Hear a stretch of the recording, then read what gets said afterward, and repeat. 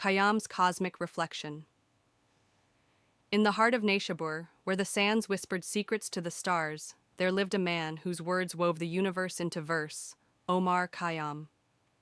He was no mere poet, but a philosopher, astronomer, and mathematician whose gaze pierced through time. Yet, Khayyam was haunted not by the mysteries of the heavens, but by a single, unyielding question. What is the purpose of life when the stars themselves are born to fade? One twilight evening, Khayyam sat in the courtyard of his modest home, his quill resting idly against a sheet of parchment. The scent of blooming jasmine wafted through the air as the first stars shyly emerged in the indigo sky. A young student, Abbas, entered, his eyes bright with curiosity. "Master, I have studied your quatrains, traced your calculations of the celestial spheres. But tell me, how can one reconcile the beauty of the heavens with the brevity of our lives?" Khayyam smiled, his eyes twinkling like the constellations overhead.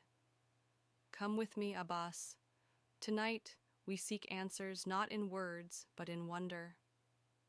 The two walked to the desert's edge, where an ancient observatory stood, a humble stone structure with an open dome that framed the heavens. Khayyam pointed to the night sky, now ablaze with stars. "Do you see that star, Abbas?" he asked, indicating a faint light near the horizon. "That is Vega, shining from a place so distant that its light began its journey long before you or I existed." Abbas tilted his head, puzzled. "Does that not make us insignificant, master?" "Ah, but therein lies the paradox," Khayyam replied, his voice as gentle as the desert wind. "We are small, yes, but only because we stand beneath something infinitely vast.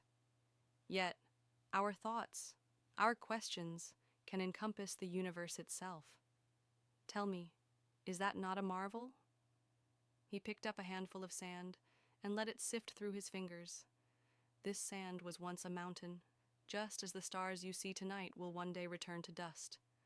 But each grain, each particle, is a story within the greater poem.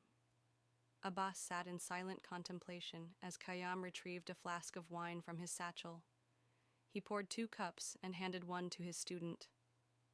"To the fleeting moment," Khayyam said, raising his cup.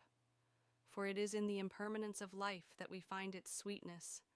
Like the wine in this cup, it must be savored before it is gone." As they drank, the night deepened, and the stars seemed to draw closer, their light weaving a tapestry of cosmic mysteries. Khayyam began to hum a soft melody, then recited, "The moving finger writes, and having writ, moves on, nor all thy piety nor wit shall lure it back to cancel half a line, nor all thy tears wash out a word of it." Abbas felt a profound stillness within him, as though the universe had paused to listen. He understood then that life was not about unraveling every mystery, but about living fully within the enigma. When dawn broke over Neshabur, Khayyam and Abbas returned home. The poet, ever enigmatic, simply smiled and said, "Abbas, the stars may fade, but the light of understanding never does. Go and live as though every moment were a verse of your own making."